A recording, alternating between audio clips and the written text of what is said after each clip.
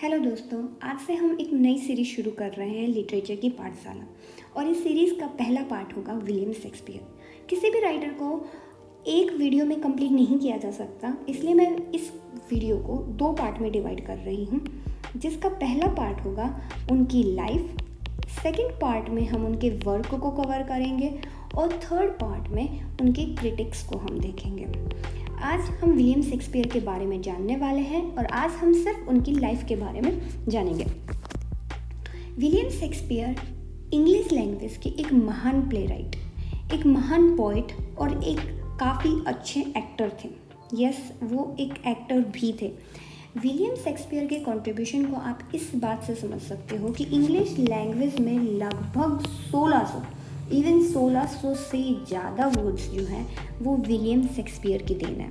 उन्होंने ही इन वर्ड्स को ईजाद किया, उन्होंने ये वर्ड बनाए और इंग्लिश लैंग्वेज में आज बोले जाते हैं। और तो और उन्होंने जो प्लेस लिखे थे वो वर्ड्स की बहुत सारी लैंग्वेजेस में ट्रांसलेट हो चुके हैं। इवन उनके ऊपर मूवीज़ भी बनी हुई हैं। अगर आप बॉलीवुड मूवीज़ देखते हैं तो film Haider, Shahid Kapoor starrer film Haider William Shakespeare के ही प्ले हैमलेट के ऊपर बेस्ड है। इसी तरीके से ओथेलो जो प्ले है उसके ऊपर बेस्ड ओमकारा मूवी है। और एक और प्ले मैकबेथ, इस मैकबेथ प्ले पर मूवी मकबूल बनाई गई है जिसमें इरफान खान स्टार हैं। तो चलिए शुरू करते हैं आज का वीडियो। बात शुरू करते हैं हम जॉन शेक्सपियर से। जॉन शेक्सपियर विलियम शेक्सपियर के पिता एक ग्लव मेकर थे, दस्ताने बनाया करते थे। इसके साथ साथ एग्रीकल्चरल बिजनेस से भी जुड़े हुए थे। जॉन शेक्सपियर की शादी होती है मैरी अर्डन से, विलियम शेक्सपियर की माँ। और मैरी अर्डन की जो फैमिली है वो जॉन शेक्सपियर के मुकाबले थोड़ी सी ज़्यादा रिच होती है। जॉन शेक्सपियर और मैरी अर्डन के साथ में 6 बच्चे होते हैं। शुरू के जो 2 बच्चे होते हैं दोनों लड़कियां होती हैं जिनका नाम है जॉन और जुडीथ। ये नाम मैं इसलिए बता रही हूँ आपको क्योंकि जुडीथ नाम से ही विलियम शेक्सपियर ने अपनी बेटी का नाम भी रखा है, जुडीथ शेक्सपियर। ये जो जॉन और जुडीथ होते हैं इनकी इन्फेंसी में ही डेथ हो जाती है, छोटी होती है तभी इनकी डेथ हो जाती है। और तीसरे नंबर के जो बच्चे हैं यही हैं हमारे star William Shakespeare. William Shakespeare की टीन एज तक जॉन शेक्सपियर काफ़ी रिच हो चुके होते हैं। इवन वो अपने यहाँ के मेयर भी होते हैं। जैसे गांव में सरपंच होता है, शहरों में भी कुछ होता है, इसी तरीके से जॉन शेक्सपियर उस टाइम अपने यहाँ के मेयर हुआ करते थे। लेकिन बाद में उनका डाउनफॉल शुरू हो जाता है और फाइनेंशियल कंडीशंस जो हैं वो काफ़ी ख़राब हो जाती हैं और जिस वजह से विलियम शेक्सपियर को अपनी पढ़ाई भी छोड़नी पड़ती है। अब इनके बर्थ के बारे में हम बात कर रहे थे तो विलियम शेक्सपियर जो है इनकी बर्थ का कोई भी एक्चुअल रिकॉर्ड हमको नहीं मिलता। कोई भी फिक्स डेट हमको नहीं मिलती है कि विलियम शेक्सपियर का बर्थ इस डेट को हुआ, लेकिन उनके बैप्टाइज की डेट जरूर मिलती है। ये बैप्टाइज क्या होता है, जिस तरीके से हिंदू धर्म में नामकरण की प्रथा होती है, नाम बच्चे का नाम रखा जाता है, उसी तरीके से क्रिश्चियन रिलीजन में बैप्टाइज की प्रथा होती है। और ये जो बैप्टाइज है वो जन्म के 2 से 3 दिन के बाद किया जाता है।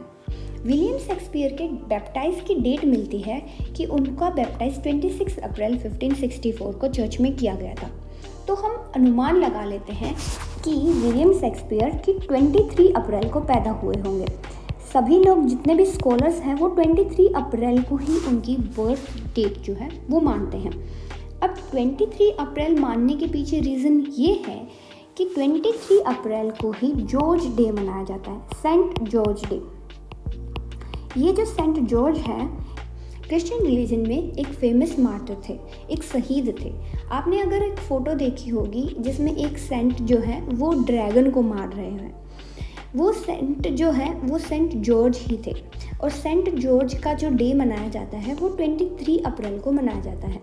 इसीलिए जो विलियम शेक्सपियर की जो डेट है, डेट ऑफ बर्थ है, वो भी 23 अप्रैल को मान ली जाती है कि 23 अप्रैल 1564 में विलियम शेक्सपियर पैदा हुए होंगे। लेकिन हमको उनकी बैप्टाइज की डेट याद रखनी है जो कि प्रूफ के साथ है कि वो 26 अप्रैल 1564 को बैप्टाइज हुए थे। विलियम शेक्सपियर का बर्थ प्लेस क्या है? इनका birth place Stratford upon Avon, इस जगह पे वो पैदा हुए थे। इस नाम में जो एवन वर्ड है, ये एवन एक रिवर का नाम है और इसी वजह से विलियम शेक्सपियर को बार्ड ऑफ एवन भी कहते हैं। इसी रिवर की वजह से, इसी एरिया में वो पैदा हुए थे, स्ट्रैटफोर्ड अपॉन एवन में, इस वजह से उनको बार्ड ऑफ एवन कहा जाता है। यहाँ पे बार्ड का मतलब क्या होता है? बार्ड का मतलब होता है पोइट, क्योंकि वो बार्ड थे, वो एक कवि थे। बार्ड भी, अकेले बार्ड भी बोला जाता है और बार्ड ऑफ एवन भी बोला जाता है विलियम शेक्सपियर को। अब जहाँ से हम उनकी बर्थ के बारे में जान चुके हैं, तो बात करते हैं उनके स्कूलिंग के बारे में। विलियम शेक्सपियर कौन से स्कूल में गए, इसका ज़्यादा प्रूफ नहीं मिलते हैं कि उनकी स्कूलिंग कहाँ से हुई, लेकिन एक जनरल एक्सेप्टेंस ये है कि वो किंग्स न्यू स्कूल, जो कि एक ग्रामर स्कूल था, उस स्कूल में पढ़े हैं। यहाँ पर एक ग्रामर स्कूल आया है। ग्रामर स्कूल होता क्या है? ग्रामर स्कूल में ग्रामर ट्रांसलेशन मेथड से पढ़ाया जाता है।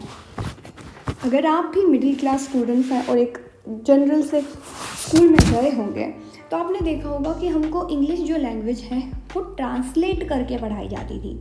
हमको मदर टंग में इंग्लिश के वर्ड्स को, इंग्लिश के सेंटेंसेस को बोला जाता था, हम उसमें ट्रांसलेट करके हम सीखते थे। डायरेक्ट मेथड से हमको नहीं सिखाया जाता था। यही जो टेक्निक है वो इस स्कूल, किंग्स न्यू स्कूल में फॉलो होती थी, जिसमें ग्रामर ट्रांसलेशन के जरिए लैटिन और ग्रीक जैसी एंशिएंट लैंग्वेजेस को पढ़ाया जाता था। और इसी स्कूल में हमारे विलियम शेक्सपियर ने अपनी पढ़ाई शुरू की। विलियम शेक्सपियर के बारे में एक फेमस पोइट हैं, जो कि अपेरेंटली इन्हीं के फ्रेंड भी हैं। वो ये कहते हैं कि Shakespeare new little Latin and less Greek. उनको थोड़ी सी लैटिन आती थी और थोड़ी सी ही ग्रीक आती थी, ज़्यादा भाषा को वो नहीं जानते थे। कोई बहुत बड़े स्कॉलर नहीं थे, इतने बड़े ज्ञानी नहीं थे, बस थोड़ी सी लैटिन जानते थे, थोड़ी सी ग्रीक जानते थे, इतना ही था। अब स्कूलिंग के बाद बात करते हैं यूनिवर्सिटी एजुकेशन की। क्या वो किसी यूनिवर्सिटी में भी पढ़ने गए अपनी स्कूलिंग के बाद? तो शेक्सपियर के बारे में ये माना जाता है कि शेक्सपियर साहब किसी भी यूनिवर्सिटी में नहीं गए। उन्होंने यूनिवर्सिटी एजुकेशन ली ही नहीं, कोई भी कॉलेज में वो नहीं गए। यहाँ पर एक विद्वानों में एक मतभेद शुरू हो जाता है कि जो इंसान कभी यूनिवर्सिटी में नहीं गया, किसी फेमस यूनिवर्सिटी से उन्होंने पढ़ाई नहीं की, तो फिर वो इतना अच्छा, इतना बेहतरीन कैसे लिख सकता है? और तो और विलियम शेक्सपियर ने बहुत ज़्यादा ट्रैवल भी नहीं किया, तो फिर इतना अच्छा डिस्क्रिप्शंस वो किस तरीके से दे सकते हैं किसी प्लेस के बारे में? इसी वजह से बहुत सारे लोग ये मानते हैं कि विलियम शेक्सपियर की जो रचनाएं हैं वो एक्चुअल में उनकी है ही नहीं। उसके पीछे भी शायद यही एक रीज़न होगा कि उन्होंने यूनिवर्सिटी एजुकेशन नहीं ली है। और जो यूनिवर्सिटी विट्स हुआ करते थे, यूनिवर्सिटी विट्स कौन थे? यूनिवर्सिटी विट्स एक ग्रुप ऑफ स्कॉलर्स हुआ करता था, जो ऑक्सफोर्ड और कैम्ब्रिज जैसी फेमस यूनिवर्सिटी से जिन्होंने एजुकेशन हासिल की थी, उन लोगों का ग्रुप था जिसका नाम था यूनिवर्सिटी विट्स। हालांकि उस टाइम में ये नाम नहीं था, बाद में 19th सेंचुरी में नाम दिया गया है। बट वो जो लोग थे, यूनिवर्सिटी के स्कॉलर्स थे, उन लोगों को ये बात हजम नहीं हो रही थी कि ये हमारी बराबरी किस तरीके से करता है। इन्हीं यूनिवर्सिटी विट्स में से एक स्कॉलर थे रॉबर्ट ग्रीन। रॉबर्ट ग्रीन ने तो शेक्सपियर को अपस्टार्ट क्रो भी कहा है कि तो कौवे के जैसे हैं, ब्यूटिफाइड विद आवर फेदर्स, कि हमारे ही फेदर्स को लगा के वो इतरा रहे हैं।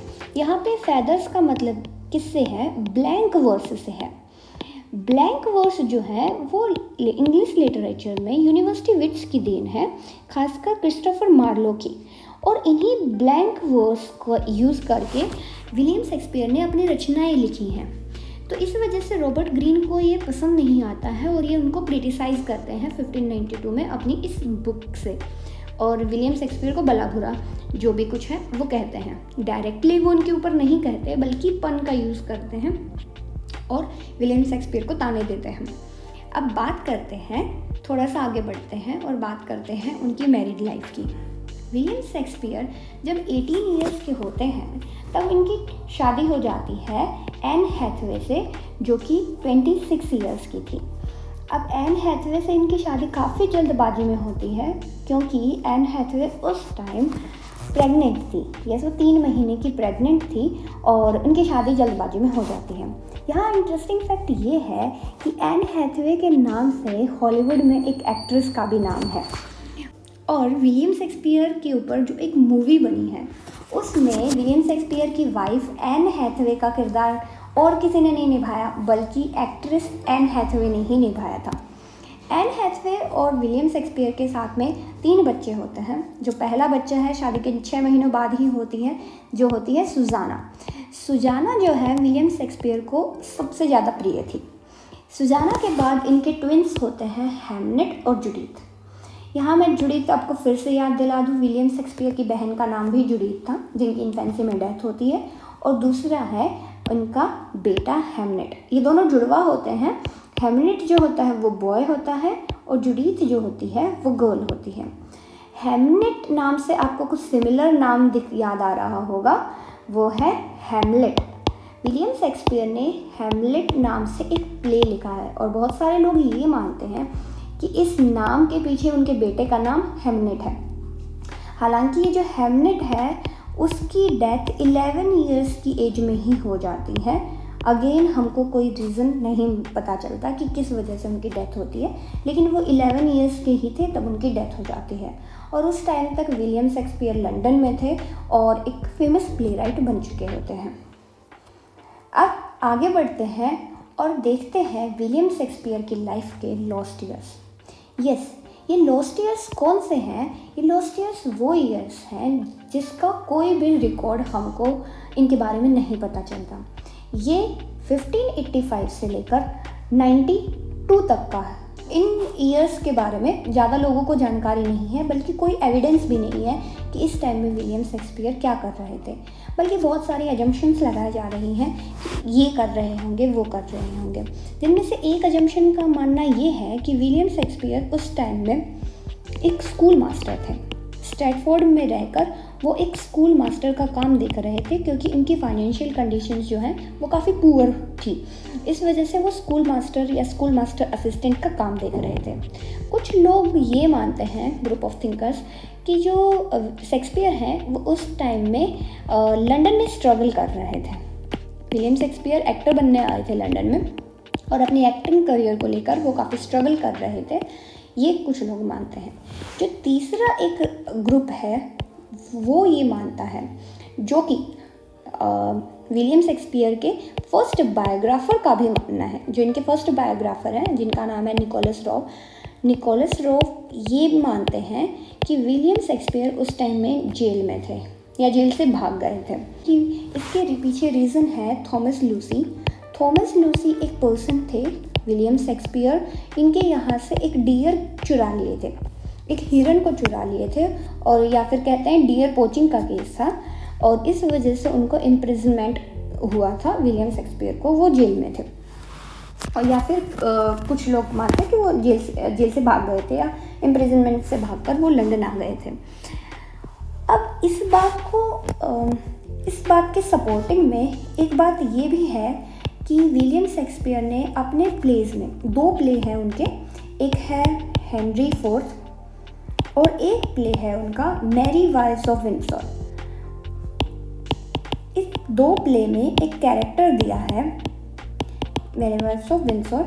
इन दोनों प्लेज में उन्होंने जस्टिस सैलो के नाम से एक कैरेक्टर दिया है, और ये जो कैरेक्टर है जस्टिस सैलो, ये कैरेक्टर थॉमस लूसी को ही रिप्रेजेंट करता है। तो लोगों का मानना है कि इस कैरेक्टर के ज़रिए जो विलियम शेक्सपियर साहब हैं वो थॉमस लूसी को एक तरीके से गरिया रहे हैं। उसके बाद शुरू करते हैं, आते हैं हम 1592 के ईयर्स में। अब विलियम शेक्सपियर साहब ने लिखना कब शुरू किया ये तो कोई नहीं जानता, लेकिन ये ज़रूर सब लोग मानते हैं कि 1592 तक उनके जो प्लेज हैं वो लंदन में प्ले होने लगे थे। लंदन में उनके प्लेस को प्ले किया जाने लगा था, और तो और 1597 में उन्होंने अपने 37 प्लेस में से 15 प्लेस को वो लिख चुके थे। अब यहाँ पे एक बात फिर से आपको याद दिला दूँ कि 1592 में ही रॉबर्ट ग्रीन ने अपनी रचना लिखी थी जिसमें उन्होंने विलियम शेक्सपियर को क्रिटिसाइज़ किया था। तो ऐसा कैसे हो सकता है कि कोई यूनिवर्सिटी विट्स किसी को क्रिटिसाइज़ कर रहा है उसके पहले वर्क से ही? इसका मतलब हम ये मान ले रहे हैं कि 1592 में अगर रॉबर्ट ग्रीन उनके खिलाफ कुछ लिख रहे हैं, उनकी बुराई कर रहे हैं, उनके खिलाफ कुछ लिख रहे हैं, तो इसका मतलब है कि 1592 तक विलियम शेक्सपियर ने अपनी जगह बना ली होगी लंदन में, तभी वो इसके ऊपर कुछ क्रिटिसिज्म हो रहा है। अब 1594 के बाद ना उनके जो प्लेस होते हैं वो लंदन में केवल और केवल लॉर्ड चैम्बरलाइन के द्वारा ही प्ले किए जाते थे। लॉर्ड चैम्बरलाइन जो है वो एक ड्रामा कंपनी है। लॉर्ड चैम्बरलाइन मैन ये एक ड्रामा कंपनी है जिसमें खुद विलियम शेक्सपियर भी एक्टिंग करते थे। ये जो ड्रामा कंपनी है वो द थिएटर में वर्क करती थी। द थिएटर इंग्लैंड का फर्स्ट प्ले हाउस है, पहला प्ले हाउस है इंग्लैंड का द थिएटर, और इसमें ये ड्रामा कंपनी लॉर्ड चैम्बरलाइन मैन काम करती थी। इसी लॉर्ड चैम्बरलाइन मैन का नाम बदलकर बाद में किंग्समैन रखा गया था।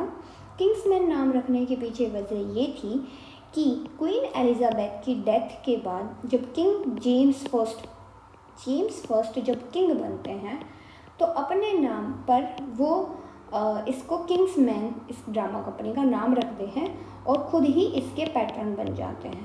पहले आगे बढ़ते हैं और बात करते हैं विलियम शेक्सपियर के खुद के थिएटर की। विलियम शेक्सपियर का खुद का भी एक थिएटर था जिसका नाम था द ग्लोब थिएटर। उनका बिल्कुल पर्सनल नहीं था कि सिर्फ उन्हीं का है, बल्कि पार्टनरशिप में उन्होंने ख़रीदा था। ये थिएटर 1599 में उन्होंने ख़रीद लिया था। 1599 में उन्होंने अपना एक थिएटर द ग्लोब थिएटर ख़रीद लिया था। द ग्लोब थिएटर जो है ना वो कॉमनर्स के लिए थिएटर था। उस टाइम में जो थिएटर होते थे वो ऐसा नहीं होता था कि सभी लोग उसमें जाकर प्लेस को देख सकते, बल्कि वो सिर्फ लिमिटेड स्पेस होता था जिसमें रिच लोग ही जा पाते थे एंटरटेनमेंट के लिए। लेकिन जो विलियम शेक्सपियर ने जब अपना ग्लोब थिएटर खोला तो इस ग्लोब थिएटर में कॉमनर्स के लिए जगह थी, जो आम जनता है वो भी बैठकर आराम से प्लेस देख सकती थी। थिएटर को उन्होंने 1599 में खोला था और ये जो ग्लोब थिएटर है वो थेम्स रिवर के नज़दीक है, थेम्स रिवर के किनारे पर है।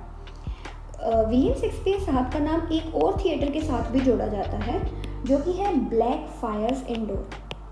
ब्लैक फ्रायर्स इंडोर जो है ये वाला थिएटर उन्होंने खोला नहीं था, बल्कि इसको उन्होंने ख़रीदा था। अगेन ये भी पार्टनरशिप में ही ख़रीदा गया था। ये पहले से ही एक थिएटर था, इस थिएटर को उन्होंने एक्वायर कर लिया था और ग्लोब थिएटर को उन्होंने खुद से खोला था। अब जब बात ग्लोब थिएटर की कर रहे हैं तो एक इंसिडेंट हम कैसे भूल सकते हैं कि जब ग्लोब थिएटर में आग लग जाती है।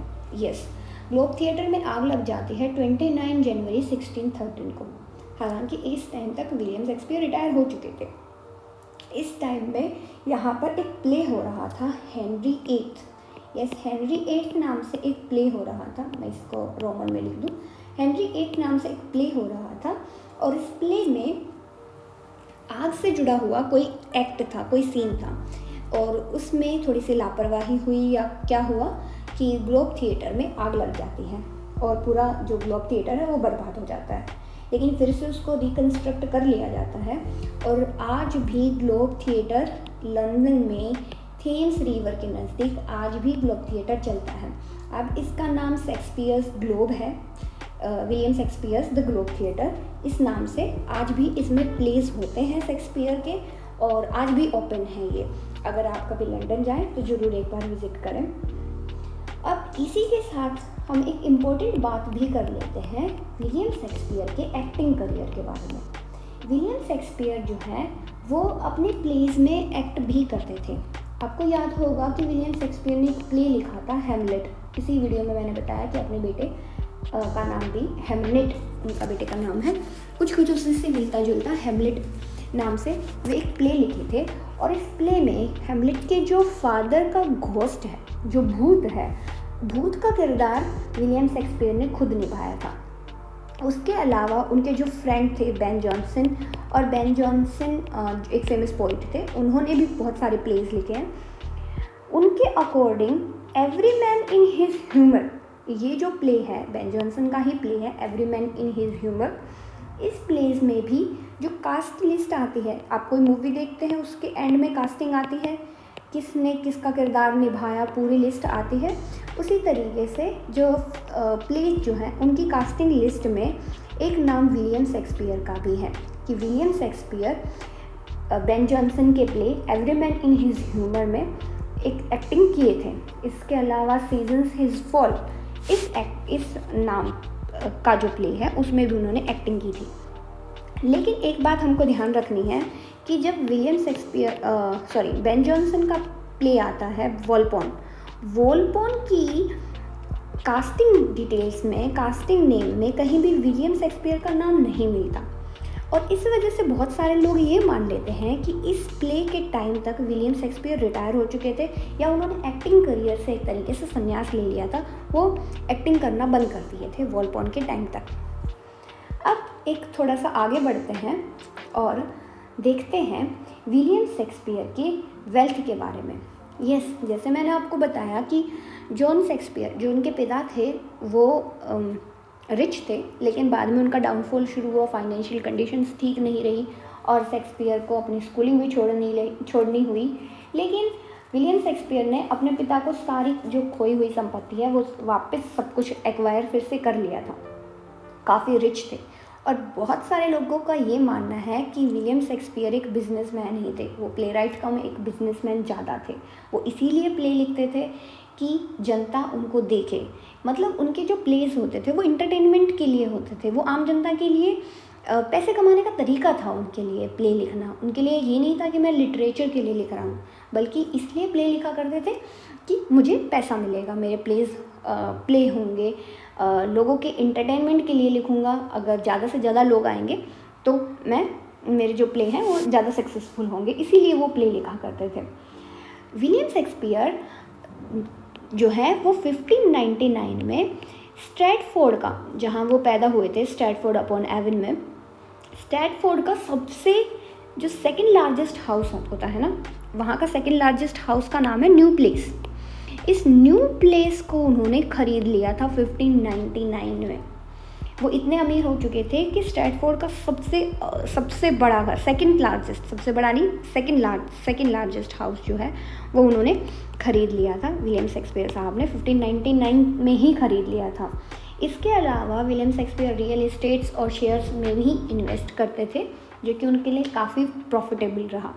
1605 में उन्होंने रियल इस्टेट में भी इन्वेस्ट किया और जिनसे उनकी संपत्ति बढ़ती ही गई और ज़्यादा रिच वो होते गए।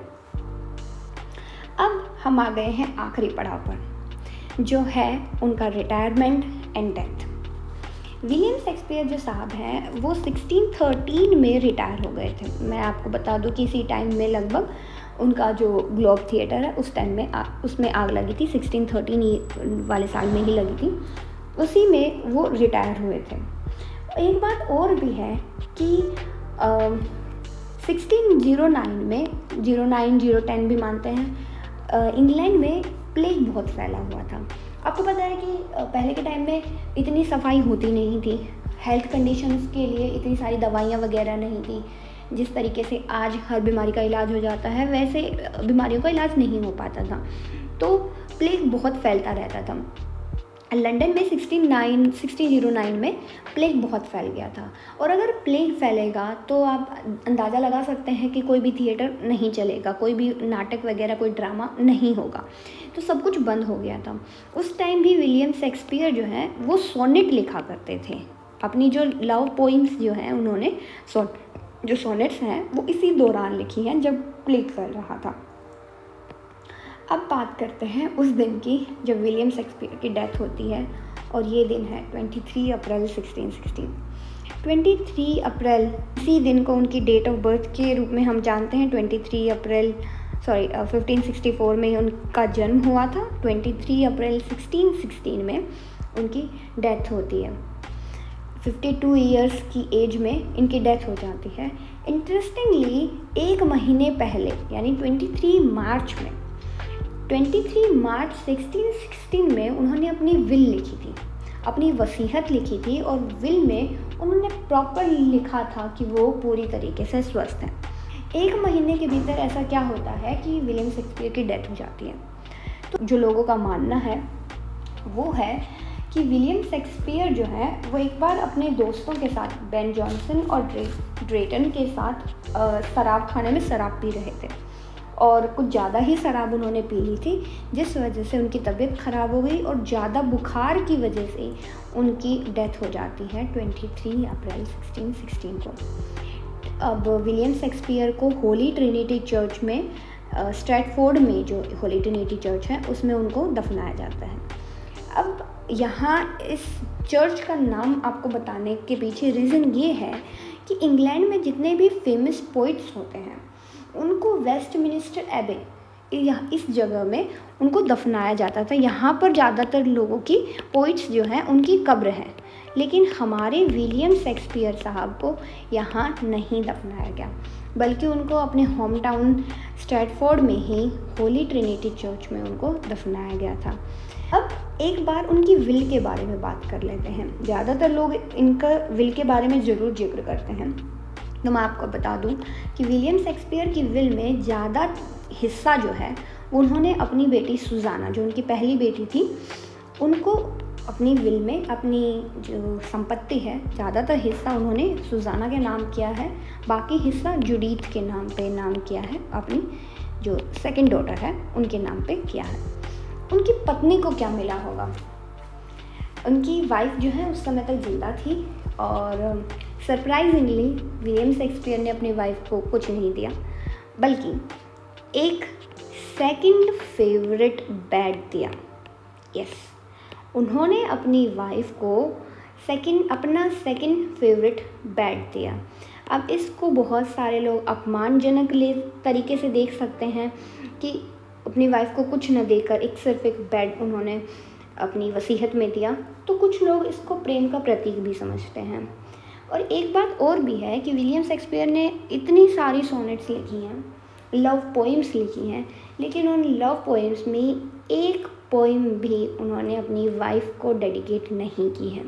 अब यहाँ पर आखिरी में मैं आपको एक बात बता दूँ कि विलियम बेस नाम से एक पोइट हैं, उन्होंने लिखा है, अपनी एक पोइम लिखी है जिसमें उन्होंने लिखा है कि under this carved marvel of thine on sleep brave tragedian Shakespeare sleep alone.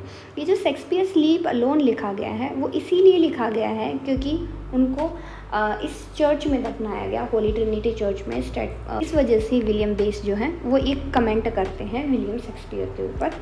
और एक इंटरेस्टिंग फैक्ट ये भी है कि विलियम शेक्सपियर की कब्र के ऊपर एक तरीके से कर्स लिखा हुआ है, एक शाप लिखा हुआ है कि अगर कोई पर्सन उनकी कब्र को खोदेगा, उनकी हड्डियों को हिलाने की कोशिश करेगा, मिट्टी को निकालेगा, तो उस पर्सन को शाप लगेगा, उसको बद्दुआ लगेगी। तो इस तरीके से हमने विलियम शेक्सपियर के बर्थ से लेकर उनकी डेथ तक का पूरा सफ़र पढ़ा। विलियम शेक्सपियर ने जितना इंग्लिश लिटरेचर के लिए किया है उतना शायद ही बाद में कोई पोइट प्ले राइट कर पाए। विलियम शेक्सपियर का योगदान इंग्लिश लिटरेचर में हमेशा के लिए याद रखा जाएगा। और इसके साथ ये वीडियो यहाँ पे एंड होती है। आई होप कि आपको वीडियो पसंद आया होगा। Thank you so much for watching and have a good day. Bye bye.